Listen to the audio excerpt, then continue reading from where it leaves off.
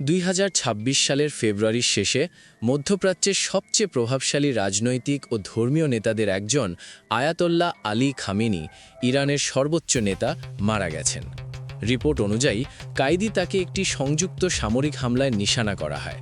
যুক্তরাষ্ট্র এবং ইসরায়েলের বিমান ও ক্ষেপণাস্ত্র হামলায় তার নিরাপদ চত্বরকে লক্ষ্য করে আক্রমণ চালানো হয়। হামলা সকালে শুরু হয়েছিল।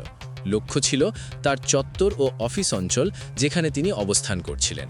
বোমা ও ক্ষেপণাস্ত্রের কারণে অঞ্চলে ব্যাপক ধ্বংসের ছবি উঠে এসেছে। ইউএস প্রেসিডেন্ট নিজেও ঘোষণা করেছেন যে তিনি মারা গেছেন এবং এটি ছিল সামরিক অপারেশনের একটি প্রধান লক্ষ্য। প্রাথমিকভাবে নানা পক্ষ থেকে বিভিন্ন তথ্য শোনা গেল।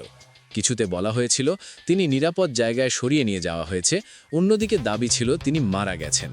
তবে পরে ইরান সরকার ও রাষ্ট্রীয় সংবাদ মাধ্যম স্বীকার করে নিয়েছে যে তিনি মারা গেছেন এবং 40 দিনের শোক ঘোষণা করা হয়েছে। এছাড়া বিভিন্ন আন্তর্জাতিক সংবাদ সংস্থা তথ্য সংগ্রহ করে বলেছে তার দেহ উদ্ধার করা হয়েছে এবং আনুষ্ঠানিকভাবে এটিকে স্বীকৃতি দেওয়া হয়েছে, যদিও কিছু বিবরণ এখনও অস্পষ্ট। সবচেয়ে শক্তিশালী রাষ্ট্রীয় গোয়েন্দা প্রতিষ্ঠানগুলো যেমন মিলিটারি নজরদারি, স্যাটেলাইট ছবি, বোম্বিং অগ্রগতির রেকর্ড ও স্থানের ধ্বংসাবশেষ এই হত্যার তথ্যগুলোর প্রমাণ হিসেবে কাজ করেছে। বেশ কিছু সংবাদ মাধ্যম জানিয়েছে যে সাংবাদিকদের কাছে স্যাটেলাইট ডেটা দেখানো হয়েছে যে হামলার পর চত্বরের ধ্বংসের চিহ্ন স্পষ্ট।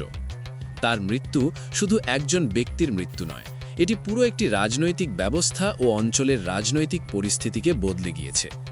ইরানের নেতৃত্ব কাঠামোতে সংকট তৈরি হয়েছে। নতুন নেতা নিয়োগের প্রক্রিয়া শুরু হয়েছে। উত্তেজনা বাড়ছে মধ্যপ্রাচ্যে। এটি অঞ্চল এবং বিশ্ব রাজনীতি, বিশেষ করে যুক্তরাষ্ট্র, ইসরায়েল ও ইরানের সম্পর্ক এর ভবিষ্যৎকে একটি নতুন অধ্যায়ে প্রবেশ করিয়েছে।